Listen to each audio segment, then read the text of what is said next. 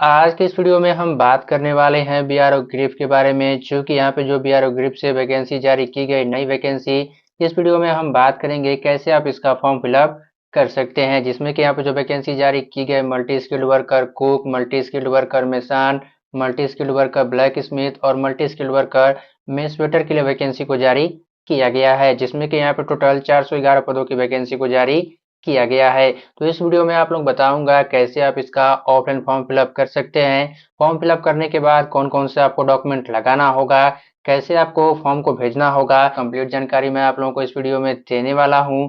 तो इस वीडियो को बिना स्किप करते हुए लास्ट तक देखिएगा। अगर आप इस चैनल पर पहली बार आए हुए हैं, चैनल को सब्सक्राइब कर लीजिए और साथ ही साथ बेल आइकन को दबा दीजिए। तो एप्लीकेशन फॉर्म को डाउनलोड करने के लिए आपको इसी वीडियो के डिस्क्रिप्शन में लिंक मिलेगा, वहां से जा करके आप बिल्कुल फ्री में एप्लीकेशन फॉर्म को डाउनलोड कर सकते हैं और साथ में आपको नोटिफिकेशन की कंप्लीट जानकारी भी मिल जाएगी।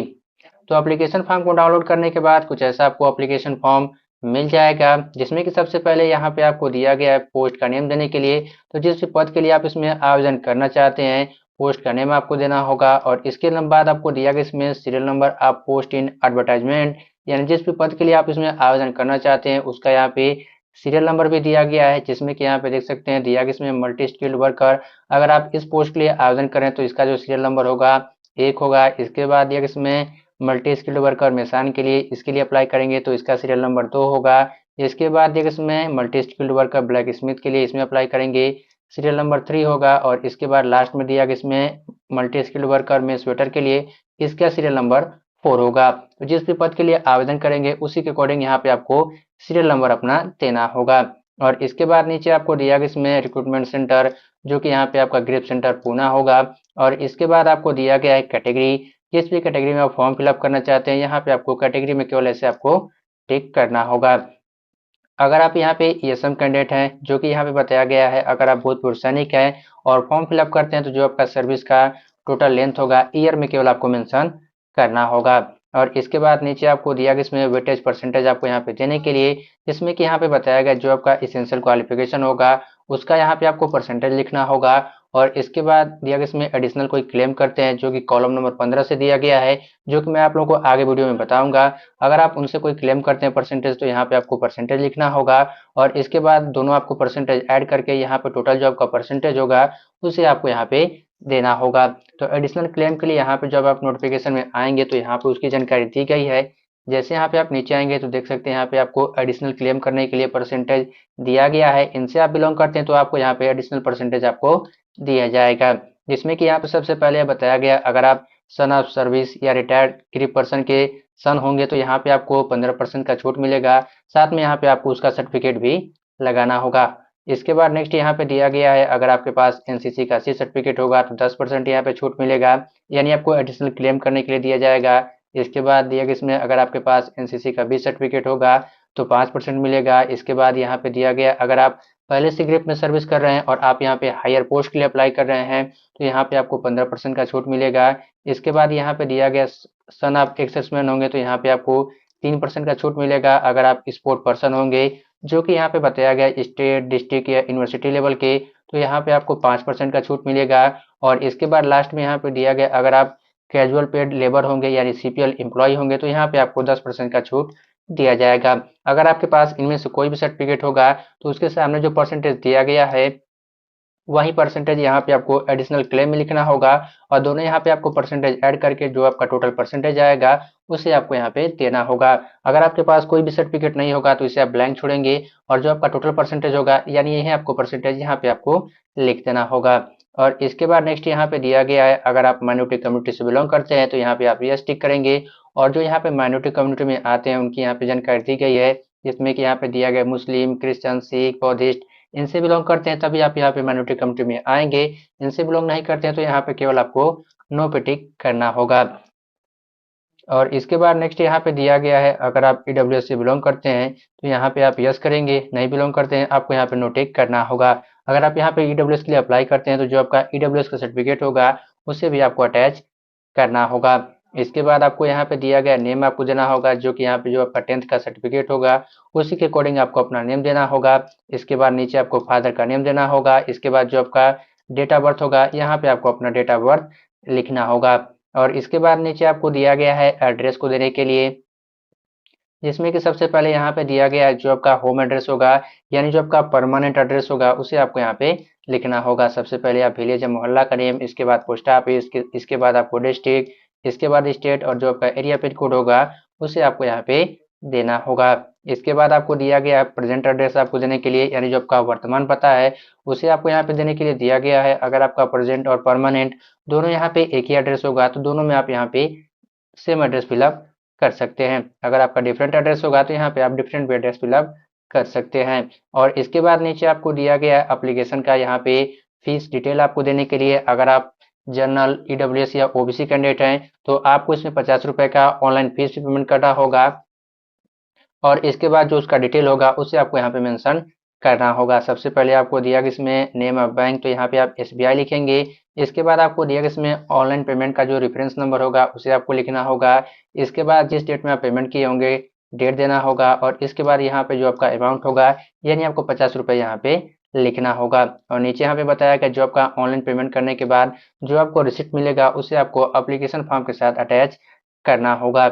इसके बाद नेक्स्ट यहाँ पे दिया गया है नंबर 15 में, यहाँ पे आपको बताया गया आप एक से अधिक कैटेगरी में फॉर्म को अप्लाई कर रहे हैं तो यहाँ पे आपको उसकी जानकारी देना होगा। जैसे कि यहाँ पे अगर आप जनरल कैंडिडेट हैं और ईडब्ल्यूएस में फॉर्म फिलअप कर रहे हैं तो यहाँ पे आपको सबसे पहले यूआर लिखना होगा, और इसके बाद यहाँ पे आपको ईडब्ल्यूएस इसमें लिखना होगा, जो कि यहाँ पे जो डबल कैटेगरी में अप्लाई करेंगे उन्हीं के लिए यहाँ पे दिया गया है। अगर आप केवल ओबीसी, एससी, एसटी या जनरल कैंडिडेट हैं और उसी में फॉर्म फिलअप कर रहे हैं तभी आपको यहाँ पे कोई भी डिटेल फिलअप नहीं करना होगा। अगर आप ऐसे फॉर्म फिलअप करते हैं तभी आपको यहाँ पे डिटेल इसमें फिलअप करना होगा, नहीं तो आप इसे ब्लैंक छोड़ सकते हैं। और इसके बाद नेक्स्ट यहाँ पर जो मैंने यहाँ पे सर्टिफिकेट के बारे में बताया है एडिशनल क्लेम के लिए, उसकी जानकारी यहाँ पे नीचे आपको देना भी होगा। अगर आपके पास इनमें से कोई सर्टिफिकेट होगा तो यहाँ पे सामने आपको दिया गया यस का जो ऑप्शन यहाँ पे यस टिक करना होगा, और जो आपका एडिशनल क्लेम का परसेंटेज होगा ऊपर यहाँ पे आपको फॉर्म में यहाँ पे आपको भर करके जोड़ करके यहाँ पे लिखना होगा। अगर आपके पास कोई भी सर्टिफिकेट नहीं होगा तो सभी में यहाँ पे आपको नो पे टिक करना होगा। और इसके बाद आप नीचे आ जाएंगे। नीचे आने के बाद यहाँ पे आपको दिया गया इसेंशियल क्वालिफिकेशन देने के लिए, तो यहाँ पे जो आपका क्वालिफिकेशन होगा 10-12 उसे आपको लिखना होगा। इसके बाद जो आपका पासिंग ईयर होगा उसे आपको देना होगा। इसके बाद जो आपका यूनिवर्सिटी या बोर्ड होगा उसका नेम आपको देना होगा। और इसके बाद यहाँ पे आपको दिया गया है सब्जेक्ट का नेम लिखने के लिए, तो यहाँ पे आपका सभी सब्जेक्ट नेम नहीं आ पाएगा, तो के लिए यहाँ पे जो आपका स्ट्रीम होगा साइंस, आर्ट, कॉमर्स, उसका डिटेल आपको यहाँ पे देना होगा। इसके बाद आपको दिया गया मार्क, यानी जो आपका ऑब्टेन मार्क होगा, प्राप्तांक होगा उसे लिखना होगा। इसके बाद आपको दिया गया इसमें आउट ऑफ मार्क, यानी जो आपका टोटल मार्क होगा उसे देना होगा। और इसके बाद जो आपका परसेंटेज होगा उसे आपको यहाँ पे लिखना होगा। इसके बाद नीचे आपको दिया गया टेक्निकल क्वालिफिकेशन के लिए, जिसमें कि यहाँ के अगर आपके पास कोई आईटीआई का सर्टिफिकेट होगा, क्योंकि यहाँ पे अगर आप मेसन या ब्लैक स्मिथ के लिए अप्लाई करेंगे तो आपके पास आईटीआई का यहाँ पे क्वालिफिकेशन मांगा गया है, तो यहाँ पे आपको टेक्निकल में जो आपका आईटीआई का क्वालिफिकेशन होगा उसका डिटेल यहाँ पे आपको देना होगा। सबसे पहले यहाँ पे आपको नेम ऑफ एग्जाम में यहाँ पे आईटीआई लिखना होगा। इसके बाद ईयर ऑफ पासिंग देना होगा। इसके बाद जिस भी बोर्ड से आप क्वालिफाई होंगे एनसीबीटी या एससीबीटी उसका नेम देना होगा। इसके बाद आपका जो ऑब्टेन मार्क होगा, टोटल मार्क होगा, और जो परसेंटेज होगा उसे आपको यहाँ पे देना होगा। और इसके बाद नीचे आप आ जाएंगे, नीचे में आपको डिटेल फिलअप नहीं करना होगा क्योंकि यहाँ पर ड्राइवर की जानकारी दी गई है, तो इनमें कोई ड्राइवर का पोस्ट नहीं दिया गया है तो इसे आप ब्लैंक छोड़ेंगे और उस पर आपको कोई भी डिटेल फिलअप नहीं करना होगा। और इसके बाद नीचे यहाँ पे दिया गया है अगर आपके पास कोई एक्सपीरियंस होगा जिस पोस्ट में आवेदन कर रहे हैं उसमें, तो यहाँ पे आप उसकी जानकारी दे सकते हैं, नहीं तो आप इसे ब्लैंक छोड़ेंगे। इसके बाद नीचे यहाँ पे दिया गया अगर आप सीपीएल एम्प्लॉय होंगे तो उसकी जानकारी यहाँ पे आप दे सकते हैं, नहीं तो आप इसे ब्लैंक छोड़ देंगे। और इसके बाद नीचे आपको दिया गया है कॉन्टैक्ट नंबर आपको देने के लिए, जो यहाँ पे आधार लिंक मोबाइल नंबर होगा वही नंबर आपको यहाँ पे लिखना होगा। इसके बाद नीचे आपको यहाँ पे आधार कार्ड का नंबर लिखना होगा, और साथ में आपका जो आधार होगा उसे आपको अटैच करना होगा। इसके बाद जो आपकी ईमेल आईडी होगी यहाँ पे आपको देना होगा। ईमेल आईडी यहाँ पे आपको कैपिटल लेटर में ही लिखना होगा। और इसके बाद नीचे यहाँ पे दिया गया है आपको यहाँ पे प्लेस देना होगा जहाँ से आप फॉर्म फिलअप करते हैं, जिस डेट में फॉर्म फिलअप करते हैं डेट आपको देना होगा। यहाँ पे आपको लेफ्ट हैंड का थंब इंप्रेशन, और यहाँ पे आपको अपना सिग्नेचर इसमें करना होगा। और इसके बाद नीचे आपको यहाँ पे दिया गया है एक एडमिट कार्ड का भी फॉर्म दिया गया है, जिसमें कि यहाँ पे आपको बताया गया है सबसे पहले यहाँ पे आपको अपना नेम देना होगा। इसके बाद फादर का नेम देना होगा, और इसके बाद नीचे आपका जो एड्रेस होगा उसे आपको लिखना होगा। सबसे पहले यहाँ पे आपको हाउस नंबर देना होगा, इसके बाद नीचे आपका जो विलेज होगा उसका नेम, इसके बाद पोस्ट ऑफिस का नेम, तहसील का नेम, डिस्ट्रिक्ट का नेम, स्टेट नेम और जो आपका एरिया पिन कोड होगा उसे आपको यहाँ पे देना होगा। और इसके बाद लास्ट में यहाँ पे आपको दिया गया जो आपका आधार नंबर होगा उसे आपको यहाँ पे लिखना होगा। और लिखने के बाद यहाँ पे जो फर्स्ट ऑप्शन आपको दिया गया इसमें at the time of submission of application form, इसमें केवल यहाँ पे आपको सिग्नेचर करना होगा और यहाँ पे आपको लेफ्ट हैंड का थंब इम्प्रेशन लगाना होगा। नीचे यहाँ पे जो आपको दिया गया है सिग्नेचर और थंब लगाने के लिए इनमें से किसी भी आपको सिग्नेचर या थंब नहीं लगाना होगा, जो कि यहाँ पे अलग अलग समय के लिए बताया गया है। जिसमें कि यहाँ पे देख सकते हैं सबसे पहले जो आपका रिटेन टेस्ट होगा उसके लिए यहाँ पे आपको बताया गया जब आपका रिटेन टेस्ट होगा उस समय आपको सिग्नेचर और थंब लगाना होगा। जब आपका फिजिकल टेस्ट होगा उस समय आपको सिग्नेचर और थंब लगाना होगा। जब आपका प्रैक्टिकल टेस्ट होगा उस समय आपको सिग्नेचर और थंब लगाना होगा। तो अलग अलग समय के लिए यहाँ पे आपको अलग अलग यहाँ पे सिग्नेचर और थंब आपको लगाना होगा, उस समय के लिए जानकारी आपको दी गई है। और यहाँ पे आपको बताया गया है फोटोग्राफ चिपकाने के लिए जो आपका लेटेस्ट पासपोर्ट साइज फोटोग्राफ होगा यहाँ पे आपको चिपकाना होगा। और एक ऊपर यहाँ पे फॉर्म पे भी दिया गया है आपको चिपकाने के लिए फोटोग्राफ, तो यहाँ पे भी आपको फोटोग्राफ चिपकाना होगा और साथ में यहाँ पे आपको फोटो पे क्रॉस सिग्नेचर करना होगा, जो कि यहाँ पे नीचे आपको बताया गया है। फोटो चिपकाने के बाद फोटो के ऊपर आपको क्रॉस सिग्नेचर करना होगा। बात करते हैं कौन कौन से डॉक्यूमेंट आपको अटैच करना होगा। डॉक्यूमेंट जो यहाँ पे अटैच करना होगा उसके लिए मैंने यहाँ पे डॉक्यूमेंट का लिस्ट बनाया हुआ है और इसका जो पीडीएफ है आप लोगों को टेलीग्राम चैनल में मिल जाएगा। अगर आप अभी तक टेलीग्राम चैनल ज्वाइन नहीं किए तो आपको इस वीडियो के डिस्क्रिप्शन में लिंक मिलेगा, वहां से जा करके आप टेलीग्राम चैनल को ज्वाइन कर सकते हैं। तो इसमें जो आपको सबसे पहले डॉक्यूमेंट लगाना होगा जो आपका एज प्रूफ होगा उसे आपको यहाँ पे लगाना होगा। एज प्रूफ में आप 10th का सर्टिफिकेट लगा सकते हैं या तो जो आपका बर्थ सर्टिफिकेट बना होगा उसे आप लगा सकते हैं, दोनों में से कोई एक आपको यहाँ पे लगाना होगा। इसके बाद जो आपका क्वालिफिकेशन होगा 10, 12 ITI उसका आपको सर्टिफिकेट और मार्कशीट लगाना होगा। इसके बाद आपको कास्ट सर्टिफिकेट लगाना होगा। अगर आप SC ST या OBC में फॉर्म फिलअप करते हैं कास्ट सर्टिफिकेट लगाएंगे। अगर आप EWS में फॉर्म फिलअप करते हैं जो आपका EWS का सर्टिफिकेट होगा उसे आपको लगाना होगा। इसके बाद आपको फीस का रिसिप्ट लगाना होगा। अगर आप जनरल EWS या OBC कैंडिडेट हैं फॉर्म फिलअप करते हैं तो जो आपका फीस रसीद होगा उसे भी आपको लगाना होगा।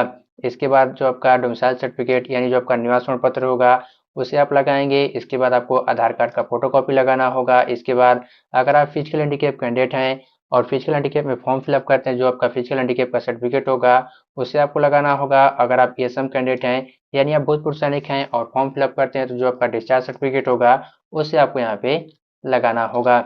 और इसके बाद नीचे जो आप जो भी डॉक्यूमेंट लगाते हैं इसमें सभी को आपको यहाँ पे सेल्फ अटेस्टेड करना होगा, यानी सभी डॉक्यूमेंट पे आपको अपना सिग्नेचर करना होगा। और इसके बाद जो आपको सेंड करना होगा देख सकते हैं एड्रेस दिया गया है, इसी एड्रेस पे आपको सेंड करना होगा। और जो आपको सेंड करना होगा केवल आपको रजिस्टर्ड पोस्ट से आपको फॉर्म को फिलअप करके सेंड करना होगा। और जो आपका लास्ट डेट होगा फॉर्म फिलअप करने के लिए आप 24 फरवरी 2025 तक फॉर्म को फिलअप करके सेंड कर सकते हैं। और जो आपका इनवलप होगा केवल आपको एक ही इनवलप लेना होगा, क्योंकि यहाँ पे कोई एक्स्ट्रा इनवलप आपको नहीं भेजना होगा, केवल एक ही इनवलप में आपको फॉर्म को डाल करके सेंड करना होगा। और उसके ऊपर जो आपको लिखना होगा सबसे पहले आप लिखेंगे application for the post of. इसके बाद जिस भी पोस्ट के लिए आवेदन करते हैं MSW cook, MSW Mason, MSW black Smith या MSW मेस वेटर, जिस भी पद के लिए आवेदन करते हैं आपको पद का नाम देना होगा। इसके बाद जिस कैटेगरी में आप फॉर्म फिलअप करते हैं आपको कैटेगरी देना होगा, जनरल OBC EWS जिसमें अप्लाई करते हैं आपको यहाँ पे कैटेगरी का नेम अपना देना होगा। और इसके बाद लिखना होगा आपको जो कि यहाँ पे आपको लिखना होगा weightage percentage in essential qualification. और इसके बाद जो आपका परसेंटेज होगा उसे आपको यहाँ पे देना होगा, जो आपका टोटल परसेंटेज होगा वही आपको यहाँ पे लिखना होगा। और इसके बाद नीचे आपको 2 लिखना होगा। 2 लिखने के बाद जो आपका सेंटर का एड्रेस होगा यहाँ पे लिखना होगा। और इसके बाद आपको फॉर्म लिख करके जो आपका होम एड्रेस होगा यहाँ पे आपको लिखना होगा। और लिखने के बाद जो आपका सभी डॉक्यूमेंट होगा इनवलप के अंदर डाल करके और इसके बाद आपको सेंड कर देना होगा। अगर आपका कोई डाउट हो फॉर्म फिलअप करने के लिए, डॉक्यूमेंट लगाने के लिए या फीस पेमेंट करने के लिए तो आप कमेंट कर सकते हैं, वहां पे आपको जानकारी दे दूंगा। अगर आप इस चैनल पे पहली बार आए हुए हैं चैनल को सब्सक्राइब कर लीजिए और साथ ही साथ बेल आइकन को दबा दीजिए। वीडियो को लाइक है तो लाइक कर दीजिए और अपने फ्रेंड के साथ